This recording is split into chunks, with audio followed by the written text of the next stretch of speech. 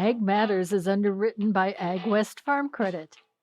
Ag West Farm Credit is a financial cooperative that provides financing, crop insurance, and related services to farmers and ranchers across the West. From small family businesses to large operations, Ag West brings the experience and financial know-how to help you grow your best future. Welcome to Ag Matters, covering positive agriculture stories from across Alaska on Big Cabbage Radio. Hi, this is Todd Bagetis. I'm with two celebrities here in Palmer. I'm going to have you, Andy and Representative Nelson. How about you guys introduce yourself and tell us why you're here? My name is Garret Nelson. I'm a representative for District 29. Grew up ranching in Idaho and grazing our own forage. And so I've been involved with agriculture for generations and moved to Alaska about 11 years ago. And the agricultural environment is significantly different, but I want to do what I can to help improve that. And I'm Andy Schmidt, one of the owners at Wardroot. We're a hay company in central Washington, a little town called Ellensburg. We started in 1934, so we've been in the forage business for quite a few years now. I also grew up on a farm and a ranch in central Washington, and just kind of a hay and livestock have always been a passion of mine. Excellent. Thanks for being here, guys. My name is Todd Bagetis, owner of Alaska Farm Supply, and I'm a substitute teacher for the great Ken Hoffman. He's executive director of the Alaska State Farm Bureau, and he's given me a tryout. And it's big shoes to fit, and I'm gonna try to do my best. I thought it would be cool, and so did Ken, to have you, Andy, on this show, coming from a worldwide hay distributor and hay buyer company. And then you also, Representative Nelson, based on your insight and creativity to do really good things for the state of Alaska and Juneau, and also because you have a ranching background. First topic I want to talk about is youth farming in Alaska and youth farming in the hay industry, not just in Alaska, but in the U.S. And ultimately, those trends are pushing whatever trends we see typically in the U.S., it relates to what's happening here in Alaska. So I'll start with you, Andy. Well, the youth are our future, right? And particularly in agriculture, because in our area in central Washington, enter into agriculture has become very expensive. Land's really expensive. Equipment is ultra expensive. Everything's expensive after COVID, right? The future of agriculture, we've got to have young farmers to work with middle-aged farmers and older farmers. And there's a lot of opportunity in our area for young farmers that show a little gumption and want to work hard, and the cream always rises to the crop. So we're seeing a few, but it's definitely more difficult to get into agricultural production because it's turned into economies of scale in our area where you have to put up a lot of product to justify all your inputs on equipment, labor, and fertilizer, and all the inputs it takes to farm. I have a follow-up question then, and I just had the pleasure of having breakfast with you at Turkey Red, and we were kind of talking about this a little bit with your 18-year-old was with us, Justice. Mm-hmm. What's the big thing you're looking for? Because in Alaska, we want to keep people in Alaska. We want to create jobs for them within the agriculture community and farming community. A lot of people leave because there's very little opportunity here, a lot of people say. What do you look for as far as if you're going to hire somebody, if you're going to recruit somebody at a young age? What are the traits and what are you looking for as coming from a big company? Well, unfortunately now in this day and age, we have to just go through numbers of people, right? And generally, like our business, we recompress a lot of hay. So that means we bring in big bales, 3x4x8, 4x4x8 bales, or 3-tie bales, and we re-densify them. We cut the twines off them. We can compact them, and then we heat strap them together to maximize weight for shipping. We can get a full 27 tons into a 40-foot export container, which adds efficiency on transportation and warehousing when it gets to its end user. So we'll start a lot of young kids that, a lot of kids in our valley, it's agricultural valley. It has a university, Central Washington University in our town. A lot of kids will come and want to work in our press barn because that's where we have our most turnover and most of our people work. And so a lot of times a kid that's 18 will come in, they'll start in the press barn, a dusty environment, cutting twines off the hay as it goes through the machine, and the machine will rehandle it. And after people they'll work there for a few years, and you can tell the ones that the cream will rise to the top because they're working harder than anybody else. They're enjoying it. To be in agriculture, you have to enjoy long hours, sometimes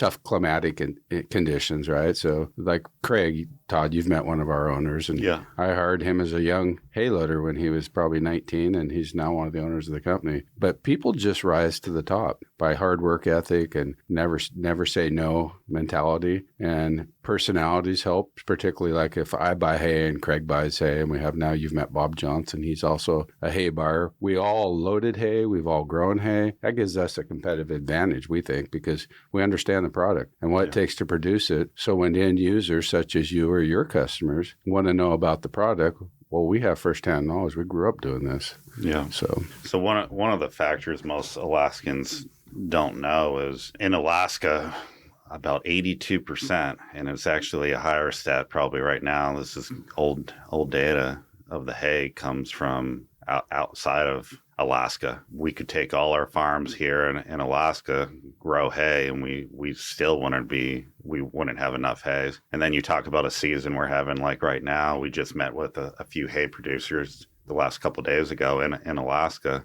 and they're getting 45% yields in Kenai Peninsula and down KGB Point Mac. They're getting about 50% yields. And it's weather dependent. Based on that, I'm going to kick it over to Representative Nelson. What do you think we should do as a state to help keep people in Alaska, that youth? Yeah, I think following up on the points that were made is, and this is when I was ranching, I think the average age of the rancher was in his early 60s. And so when it comes to agriculture, usually that's a generational endeavor. We've lost a lot of that. And so basically to encourage the next kids that want to be out there those long hours, and, you got to cut hay when the weather's good, whether the sun's shining or not, at times. We got to get more ground available for agriculture. That's kind of one of my, I think that's one of the biggest problems. One is the generational thing, but the other is there are kids that want to do that. We have kids up here that do a lot of 4-H and kids that want to get involved with agriculture, but it's really difficult to find a piece of ground that you can actually not even necessarily make a living on, but scrape a living on,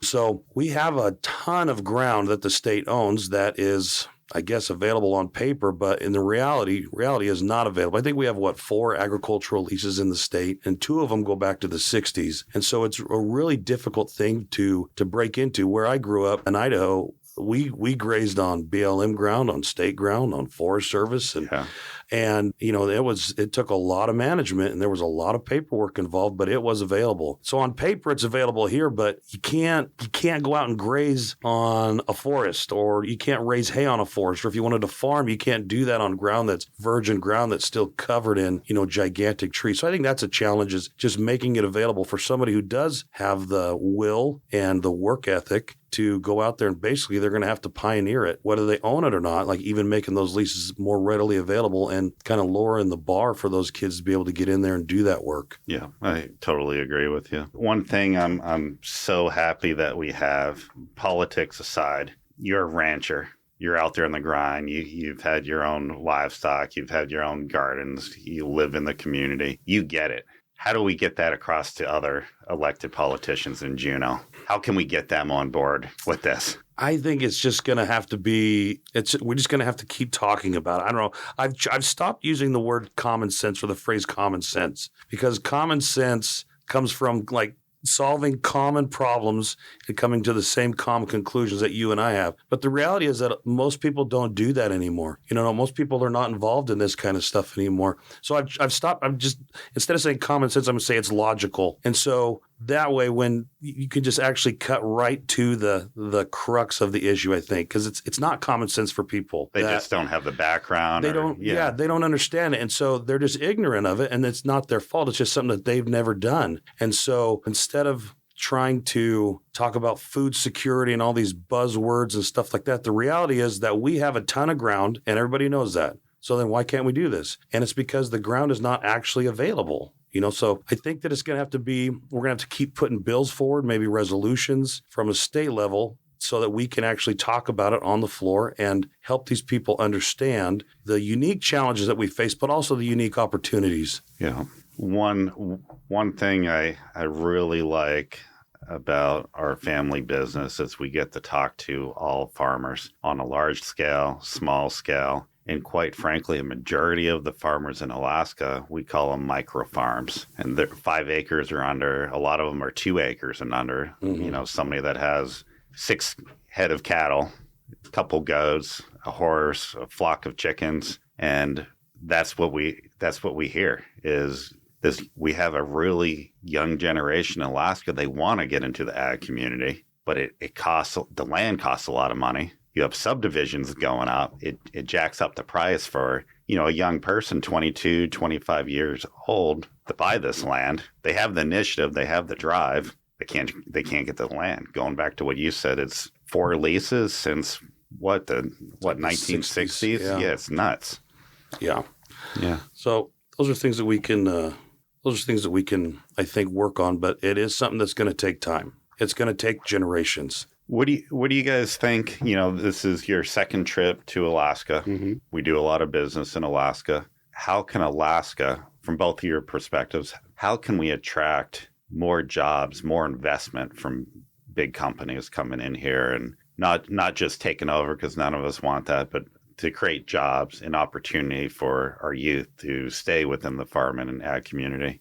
What do you guys think? Well, one of the things we do, and we've done it for probably 20 years now in our local community, is we work with the local middle school and elementary schools, and we have ag days, usually in the spring, usually in April, and we invite all the middle schools. They'll bus the kids down, and the equipment dealers and the hay dealers and the other farming people that are active in our valley meet with the kids because, 1, they're future consumers. 2, really important, they're future voters. And so many people in our society become detached, you know, particularly in the larger cities, with what agriculture is, where food comes from. Literally, there's people that think food comes from the grocery store. Yeah. You know, I was in Juneau, and there was people there.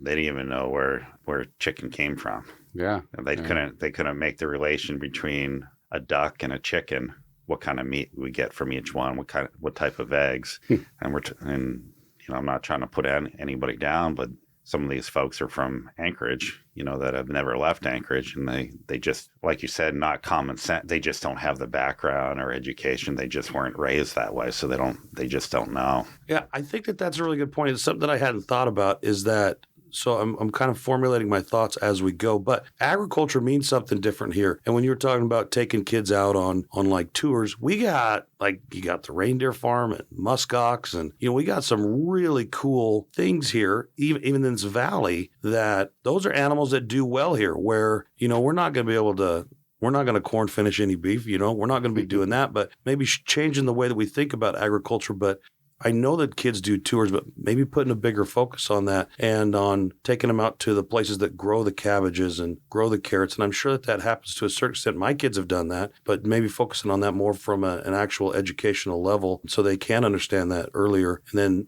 their minds might turn into something, you know, or, you know what I'm saying? Like the reindeer sausages, you know, I know it's a famous deal. We could do more in that. It's selling all over. Yeah. But that might be a good thing to kind of shift our view on what agriculture is in Alaska, because it's definitely different than the lower 48. What I've seen too, especially in the Matsu Valley, we have a pretty good 4-H program. Yes. We have a pretty good FFA program. And I know I'm making a plug for Dylan Blankenship and the Alaska State Farm Bureau, but we have the Youth Farmers and Ranchers program, which is the next phase after FFA and 4-H. It's young adults from 18 on. We just went to a big 4-H event in Soldotna a couple days ago, Friday and Saturday. And there's a lot of education with the meat processing part, raising animals, even some budgetary things. But piggyback on what you guys said, it would be great if we had a job fair and to concentrate on what opportunities we have up here in Alaska. Mm-hmm. And I don't know if the solution is to add it as part of the FFA program, but it comes back to education, teaching these kids there's business opportunities out there.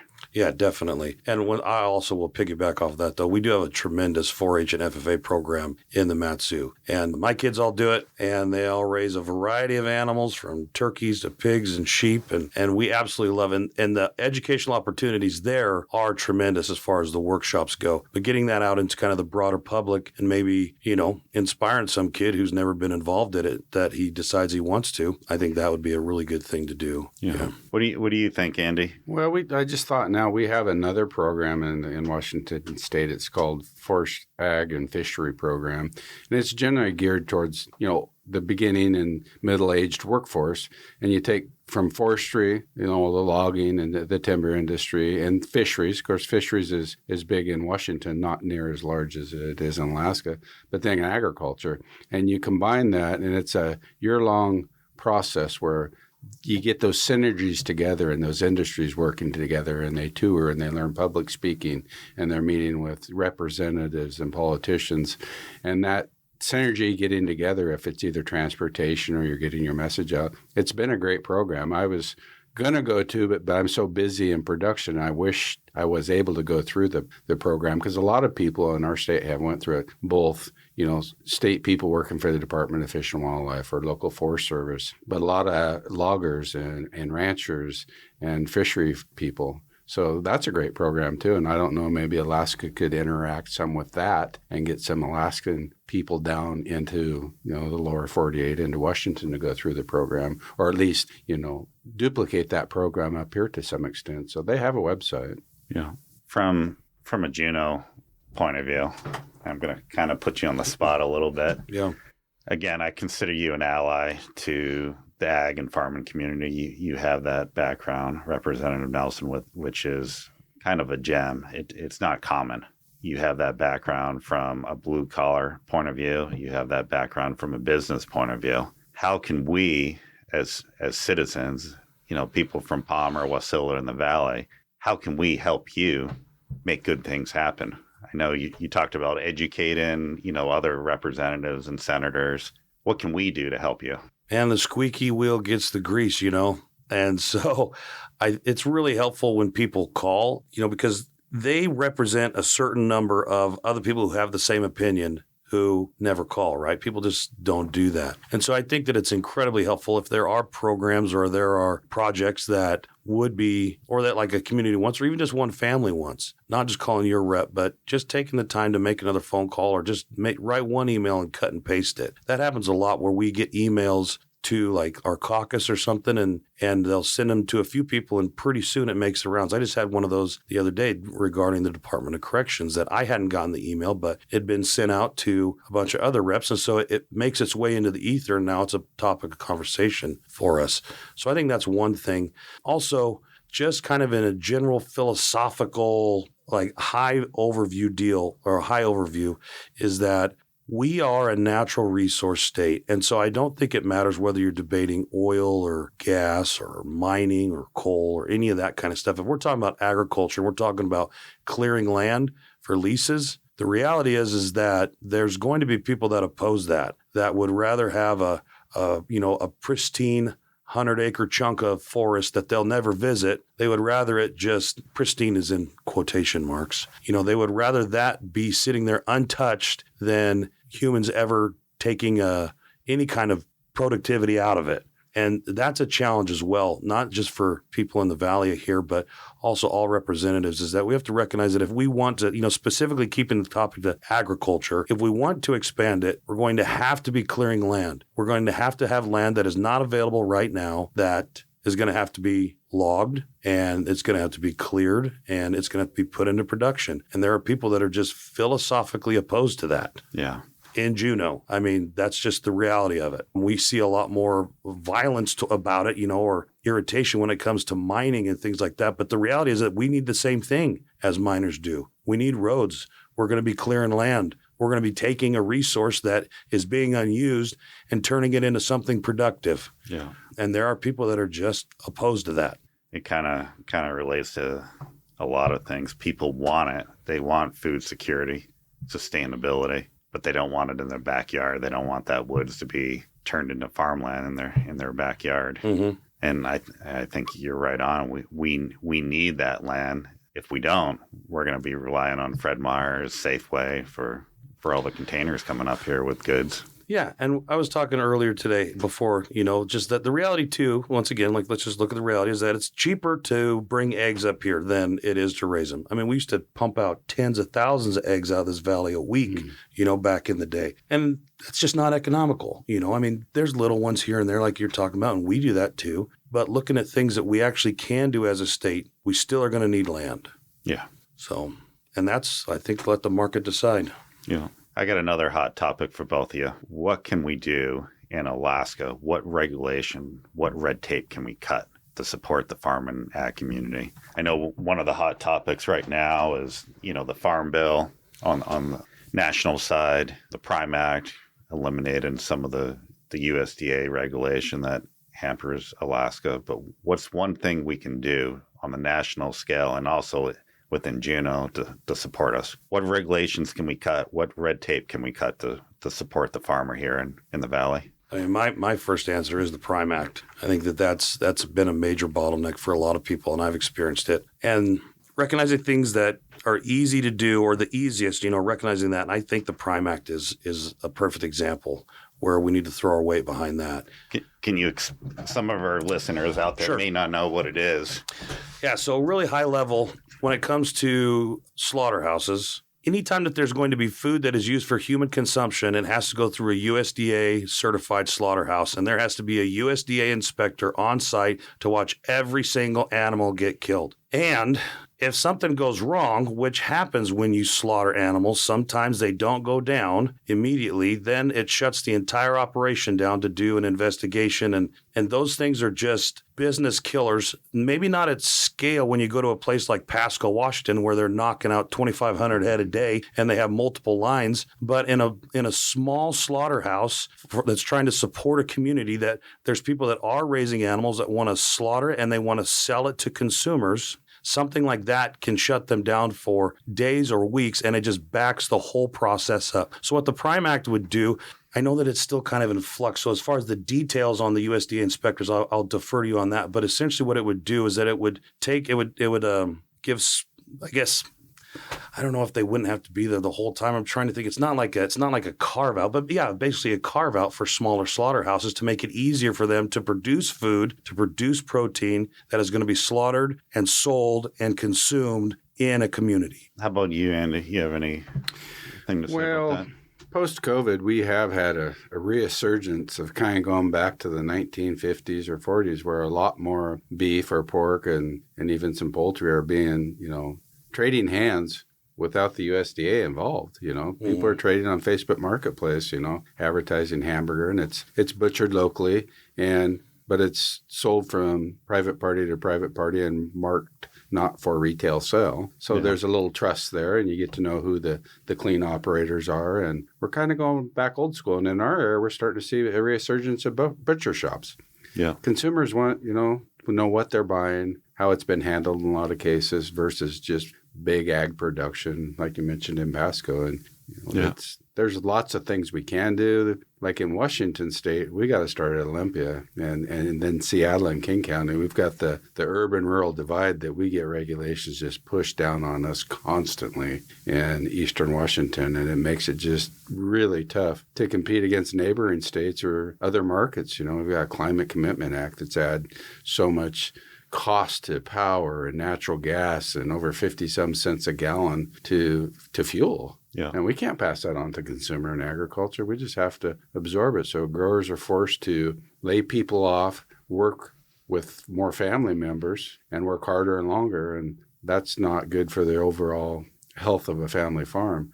Yeah. They've passed time and a half labor laws just recently in Washington State where we have to pay anything over 40 hours is time and a half. Well, farmer can't pass that on. That's just the cost of doing business. So they're trying to either cut back on, maybe the land, some that they're leasing in or on their own ground, but they're just having to do more work with less employees. Yeah. We have a guest worker program, H-2A, and you have to provide on-site housing for them. It's really getting hard for a Washington farmer to say compete with an Idaho farmer because Idaho has a lot more conservative laws when it comes to agriculture. They support their ag community. Yeah. We need to see more of that in Washington, but it's going to be a long, long turnover. It's going to start with those 4th and 5th graders and educating them where their food comes from. And I don't know. Hopefully we're not lost forever in Eastern Washington when it comes to the regulations, because they're just killing us. They literally are. Join Idaho. Yeah. A lot of people from Washington are moving east or, into Idaho, into Wyoming, and even up to Alaska, right? Yeah. One thing I wanted to mention, Andy, Warjo, you guys are a member. Actually, you have a seat your company has a seat on the board for the National Hay Association. Correct. I'm lucky enough to attend that meeting with Clayton Griffin, which owns a big farm up in Delta Junction. We're both members, and we're going there in September to check out the action. What do you think? Is there any means through the National Hay Association where the National Hay Association can support Alaska with some of our initiatives up here? Well, I'm sure as you get involved, Todd, and you're so dynamic, I'm sure you're going to find where there's a will, there's a way.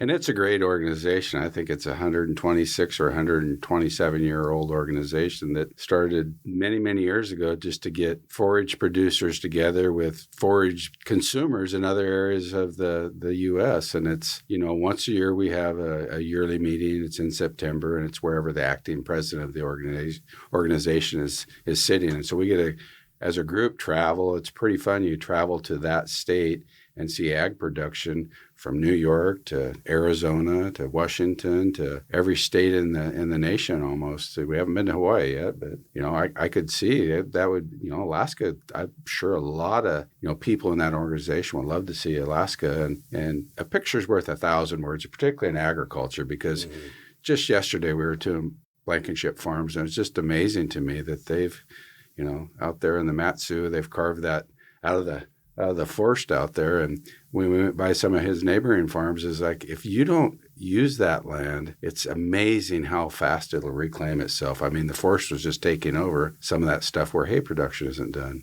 We're losing so much land out because it's not being used. We went to these hay fields out in Point Mac yesterday. Dylan's showing us around, and basically it's a waste. They were good hay fields at one time, and now there's trees growing in them. And how much money is that going to take to clear those out? Mm-hmm. Any closing thoughts, guys? So far, we're just a few days into our trip up here, but I'm really enjoying this beautiful state. And I love to interact with people in agriculture. They're my kind of folks. So I'm really looking forward to the rest of the week. Yeah. Well, you, Representative Nelson, any last comments or in support of ag, farming, your efforts? Yeah, it's going to take a long time. Like those fields that you talked about are kind of going fallow. And that's kind of how the attitude is in the state, I think.